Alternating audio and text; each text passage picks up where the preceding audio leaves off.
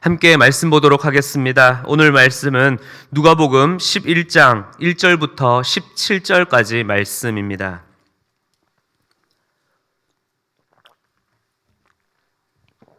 신약성경 누가복음 11장 1절부터 13절까지입니다. 13절까지 말씀을 교독하여 읽도록 하겠습니다. 13절까지입니다. 예수께서 한 곳에서 기도하시고 마치심에 제자 중 하나가 여짜오되 주여, 요한이 자기 제자들에게 기도를 가르친 것과 같이 우리에게도 가르쳐 주옵소서. 예수께서 이르시되 너희는 기도할 때에 이렇게 하라. 아버지여, 이름이 거룩히 여김을 받으시오며 나라가 임하옵시며 우리에게 날마다 일용할 양식을 주시옵고 우리가 우리에게 죄 지은 모든 사람을 용서하오니 우리 죄도 사하여 주시옵고 우리를 시험에 들게 하지 마시옵소서 하라. 또 이르시되 너희 중에 누가 벗이 있는데 밤중에 그에게 가서 말하기를 벗이여 떡 세 덩이를 내게 구워 달라. 내 벗이 여행 중에 내게 왔으나 내가 먹을 것이 없노라 하면 그가 안에서 대답하여 이르되 나를 괴롭게 하지 말라. 문이 이미 닫혔고 아이들이 나와 함께 침실에 누웠으니 일어나 내게 줄 수가 없노라 하겠느냐. 너희에게 말하노니 비록 벗됨으로 인하여서는 일어나서 주지 아니할 것이라도 그 간청함을 인하여 일어나 그 요구대로 주리라. 내가 또 너희에게 이르노니 구하라 그러면 너희에게 주실 것이요 찾으라 그러면 찾아낼 것이요 문을 두드리라 그러면 너희에게 열릴 것이니 구하는 이마다 받을 것이요 찾는 이는 찾아낼 것이요 두드리는 이에게는 열릴 것이니라. 너희 중에 아버지 된 자로서 누가 아들이 생선을 달라 하는데 생선 대신에 뱀을 주며 알을 달라 하는데 전갈을 함께 읽겠습니다. 너희가 악할지라도 좋은 것을 자식에게 줄 줄 알거든 하물며 너희 하늘 아버지께서 구하는 자에게 성령을 주시지 않겠느냐 하시니라. 아멘. 제가 저희 둘째 아이와 이제 이 블럭놀이를 하다 보면 종종 꼭 한 번씩 우는 때가 있습니다. 이유인즉슨 아직은 좀 어리다 보니 이 블럭으로 이제 건물의 벽을 쌓는데 일렬로 쭉 쌓아서 이렇게 올리는 겁니다. 그러다 보니 조금만 딱 건드려도 높이 쌓여져 있는 기둥이 그대로 쿵 넘어져 버리죠. 그러면 그 자리에서 잘 되지 않는다고 울음을 터뜨립니다. 그래서 둘째에게 안 무너지도록 하는 방법을 알려주었습니다. 바로 블럭을 엇갈려서 쌓아서 올리는 것입니다. 우리가 일상에서 볼 수 있듯이 집이나 담장의 벽을 보면 벽돌을 엇갈려서 쌓는 이유도 그러합니다. 서로 엇갈려 쌓게 되면 서로가 맞물리고 연결이 되어서 더 강한 지지력이 생겨서 외부로부터 오는 힘을 각자 이렇게 분산시켜서 더 튼튼한 벽을 높이 쌓을 수 있게 되는 것이죠. 오늘 말씀에서 예수님께서는 제자들의 그 질문에 따라 기도가 무엇인지 그리고 어떻게 해야 하는지를 이 제자들과 그리고 말씀을 읽는 오늘 우리에게 말씀해 주시고 또 가르쳐 주고 계십니다. 그래서 오늘 말씀을 통해서 바른 기도의 그 시작이 무엇인지 그리고 어떻게 기도로 나아가야 할지 함께 짚어보면서 우리의 기도와 또한 그 기도의 능력이 한층 한층 더 쌓여져 가고 또 그 쌓여져 감에 따라 더 힘을 얻고 또 그렇게 하여 우리의 기도의 이 모습이 더 굳건하게 세워지길 주님의 이름으로 기도하겠습니다. 가장 먼저 예수님께서는 제자들의 물음에 대해서 이 기도의 모범으로 그 답을 해 주십니다. 바로 다들 잘 아시는 주기도문입니다. 이 주기도문의 핵심의 가장 첫 번째는 바로 이 관계에 있습니다. 이것이 기도라는 벽돌이라 한다면은 가장 밑에 있는 첫 단계이겠죠. 구약과 유대교에서는 하나님을 아버지라고 그리고 이스라엘을 자녀라고 여기고 있지만 한 개인이 하나님을 아버지, 나의 아버지라고 부르는 것은 물론이며 예수님께서 오늘 말씀에서 보여주셨듯이 또 같은 본문이었던 이 마태복음 말씀에서도 나타나고 있듯이 하나님을 아빠, 아버지라고 부르는 것은 상상조차 할 수 없는 문화 충격과 같은 일입니다. 그런데 예수님께서는 이를 제자들에게 모범적으로 먼저 보여주시면서 이렇게 하라고 제자들에게 가르쳐 주신 것입니다. 하늘에 계신 우리 우리 아버지여, 하늘에 계신 우리 아버지여 라고 부른 것이죠. 그리고 예수님께서 주기도문을 통해 거룩하신 하나님의 통치가 이 땅에 임하여 그분께서 내 삶의 현실 속에 우리의 일용할 모든 필요와 그리고 우리가 용서해야 할 상황과 그리고 우리의 유혹의 그 순간 속에서도 어떻게 해요? 아빠, 아버지로 내 삶의 내 현실 속에 개입해 주길 간구하는 것은 결국 나와 하나님 아버지가 어떠한 관계여야 하는지를 바로 이 주기도문을 통해서 먼저 가르쳐 주기를 원하셨던 것입니다. 즉 기도라는 것은 저기 어딘가에 있다고 하는 어떠한 신이나 아니면 어떠한 나무 형태로 있거나 아니면 돌을 깎아서 만들어 놓은 어떠한 모양과 같은 어떠한 존재에게 100번이고 1000번이고 10,000번이고 아니면 수억에 수천만 원의 돈을 들여면서까지 부탁 한번 잘해서 해결받는 것이 기도가 아니라 온 만물을 창조하시고 통치하시는 하나님이 바로 나의 아빠 아버지가 되어주시고 나는 그분의 자녀로서 그분의 통치와 다스림 안에서 그 속에서 따르는 그 친밀함과 끊을 수 없는 관계에서부터 이루어지는 것이 바로 기도입니다. 그것이 기도의 가장 첫 번째 블록, 첫 번째 단추입니다. 지난 월요일 저녁에 저희 아내와 저희 둘째와 편의점을 갔습니다. 그런데 아니나 다를까 저 둘째가 뛰어가서 왕꿈틀이 이 봉지를 딱 잡아들면서 아빠 저 젤리 먹을래요. 젤리 사주세요 라고 하는 거예요. 그래서 제가 안 돼라고 이야기를 했습니다. 그러면서 아내와 함께 안 되는 이유를 설명을 했습니다. 그렇게 설명을 했을 때 둘째가 그 이야기를 듣고 아빠가 날 싫어해, 아빠가 날 버렸어 라고 울면서 편의점을 뛰쳐나갔을까요? 아니죠. 물론 사지 못한 것에 대해서는 서운해 했겠지만 밤늦게 이 단 거를 먹으면 안 된다라는 이 자신을 향한 부모의 마음을 충분히 납득했고 이해했고 그 차 선택으로 햄버거 젤리 요만한 것 하나로 합의를 하여서 기쁘게 그 편의점을 빠져나왔습니다. 그게 어떻게 가능한 것일까요? 이는 단순히 간구했고 해결받았고 라고 하는 그 차원에서가 아니라 바로 나와 아버지와의 관계의 그 신뢰 속에서 이 젤리 문제를 함께 풀어간 것이죠. 이것이 바로 관계에서의 시작하는 그 기도입니다. 제자들을 향한 예수님의 기도의 가르침은 주기도문으로 끝마치지 않고 마치 벽돌을 차곡차곡 쌓아 올리듯 예수님께서는 또 이르시되 라는 말씀으로 한 단계 더 그 기도에 대해서 설명을 쌓아가시며 한 비유를 전해 주십니다. 비유를 요약하자면 이렇습니다. 한 사람이 여행을 하던 중에 깜깜한 밤이 되어서 자신의 소중한 친구의 집에 찾아가 친구에게 요청을 하게 됩니다. 그 이유는 너무나도 배가 고파서 먹을 것을 달라고 하는 요청이었습니다. 방 안에 있는 친구의 입장에서 이 상황만을 놓고 본다면 그 친구의 간청이 이것은 난처함을 넘어서 자칫 무례할 수 있는 상황이고 당시에 이 한밤중이라는 이 시간은 만남과 교제의 시간, 손님을 접객하는 시간이 아니라 위험한 시간이고 도둑의 시간이라는 인식이 보편적인 정서였습니다. 그러한 상황 가운데서도 예수님께서는 이 비유를 통해 어떻게 말씀하고 계십니까? 그 긴급한 간청함 때문이라도 일어나서 그 요구대로 주지 않겠느냐라고 말씀하십니다.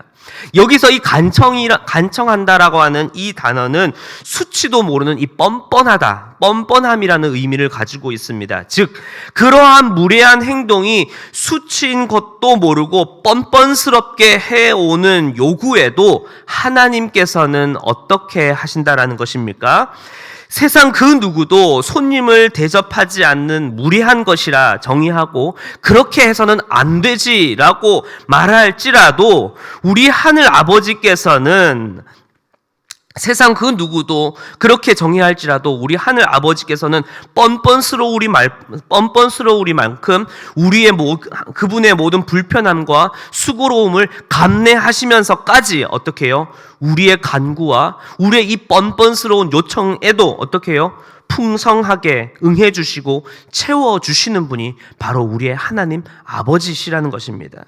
결국 이 뻔뻔스러운 간청 또한 주님은 나의 누가 되시기 때문에 가능한 것이죠? 아빠, 아버지가 되어주시기 때문에 그것이 가능하다라는 것입니다. 바로 그 관계에서 또 시작이 된다는 것입니다.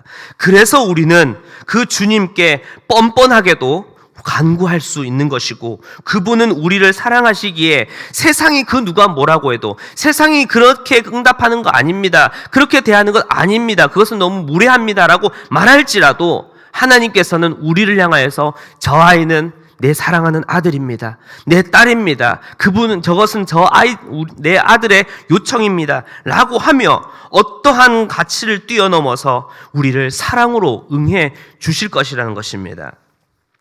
그리고 예수님께서는 9절에서 또다시 어떻게 하십니까? 또 이르시되 라고 말씀하시며, 앞서 쌓았던 또 이르시되 또 한 단계를 쌓아서 말씀을 하시며 기도의 가르침을 한층 더 강화시킵니다. 위에서 함께 보았던 말씀처럼 하나님은 멀리 있으신 신도, 또 죽은 우상도, 현세를 떠도는 조상신도 아니라 우리가 힘들 땐 아빠 도와주세요, 우리가 기쁠 때에는 아빠 저 잘했죠, 우리가 화났을 땐 아빠 저 너무 짜증나요 라고 하는 그 모든 것을 사랑으로 기꺼이 받아주시는 아빠, 아버지이십니다. 그렇기에 우리의 기도에 대해 우리의 모든 상황과 필요를 넘어 하나님께서는 우리에게 가장 유익하고 필요한 것을 주시는 하나님 아버지이십니다. 그리고 13절에서 마지막으로 예수님께서는 그 하나님 아버지와의 그 관계와 그 신뢰가 얼마나 단단하고 굳건한지 이렇게 말씀하십니다. 제 아무리 악할지라도 좋은 것을 자식에게 줄 아는데, 즉 악한 부모와 그 자식들과의 그 관계를 한번 살펴보면은 안타깝지만 너무나 연약하고 얼마나 가냘프겠습니까? 그럼에도 그 부모가 악한 부모라 할지라도 자녀에게 좋은 것을 주어야 한다라는 것을 알고 있는데, 너희의 하나님은 어떠하다라고 이야기하고 있습니까? 앞서 우리 주기도문에 제일 처음 어떻게 그 하나님을 불렀습니까? 하늘에 계신 우리 아버지요. 그것을 지금 13절에서도 똑같이 가지고 옵니다. 그래서 13절에서도 가지고 와서 그 위대하신 신, 그 하나님이 어떻게 해요? 너희 하늘의 아버지라는 겁니다. 너희 하늘의 아버지시니, 그러니 어찌 우리의 눈물의 간구와 그 악한 아버지, 악한 부모가 그렇게 자신에게 줄 아는데 우리 하늘의 아버지께서는 어찌 우리의 간구와 간구를 안 들으시겠냐라는 그 고백인 것입니다. 사랑하는 성도 여러분, 우리 하나님께서는 그저 우리에게 필요한 것만을 주시는, 필요한 것만을 꺼내주시는 ATM 기계가 아니십니다. 바로 우리에게 성령을 주시는 분이십니다. 성령님께서는 우리의 모든 삶의 순간에 내주하셔서 우리를 위로하시고, 또 함께 마음 아파하시고, 또 함께 기뻐하고 즐거워하시는 인격적이신 분이십니다. 그리고 그뿐 아니라 우리의 힘과 방법으로 우리의 삶을 할 수 없을 때에 성령 하나님께서는 그분의 능력과 권능으로 우리를 담대케 해주시고, 또한 그 모든 우리의 삶의 문제를 능히 감당케 해주시는 분이 바로 성령 하나님이십니다.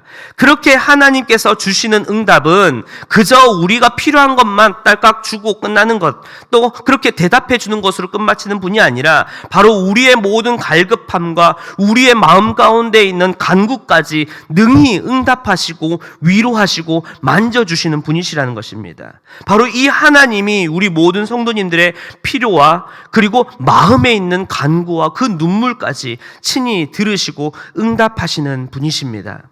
이제 말씀을 이렇게 정리할 수 있겠습니다. 기도는 하나님과 나와의 관계에서 시작되고, 기도는 그분에 대한 신뢰로 깊어지는 것이며, 기도는 보잘것없는 나에게 찾아와 주신 그 은혜로 채움받는 것, 응답받는 것입니다.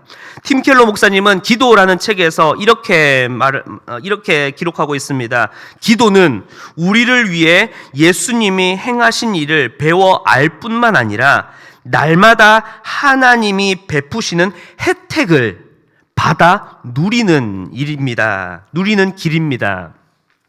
사랑하는 성도 여러분, 기도는 아무런 보잘것없는 나에게 하나님께서 사랑으로 먼저 찾아오신 그 관계에서 시작됩니다.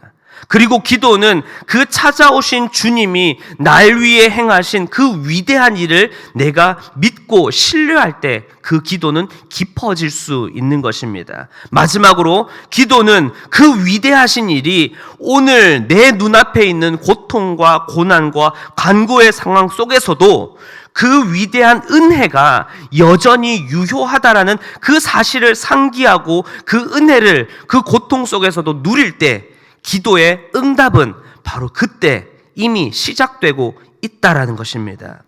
이제 우리의 아버지 되신 주님께 마음껏 간구하고 기도하시는 우리 모든 성도님들이 되시길 기도합니다. 십자가의 그 끊을 수 없는 사랑으로 우리를 자녀 삼아 주신 그 사랑이 우리가 주님께 마음껏 기도할 수 있는, 마음껏 부르짖을 수 있는 첫 번째 그 이유이며, 뻔뻔하리만큼 세상의 질타와 비난 속에서도 우리를 위해 묵묵히 걸어가신 그 십자가의 그 구속의 은혜가 바로 우리의 삶의 현장 가운데 임할 때에 바로 그것이 바로 우리의 응답의, 기도의 응답의 시작인 것입니다.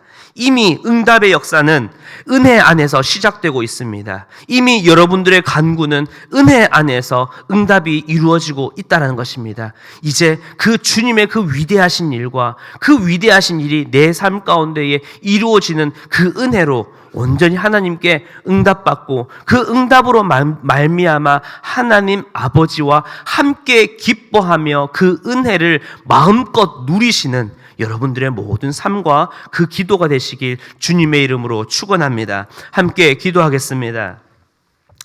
주님, 아무것도 보잘것없고 부족한 우리에게 먼저 그 사랑으로 찾아와 주셔서 죽음 가운데 있는 우리의 인생에게 사랑으로서 그 관계를 시작하여 주심에 감사를 드립니다.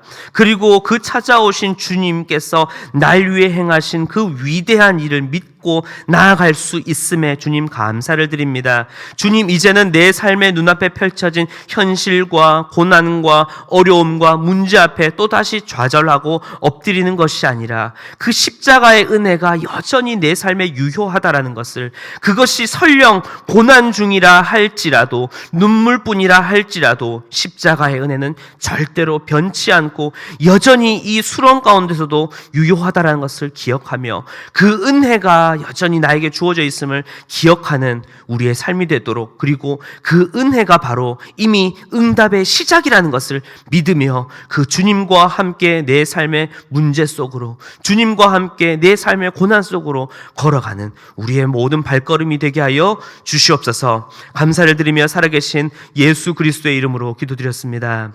아멘.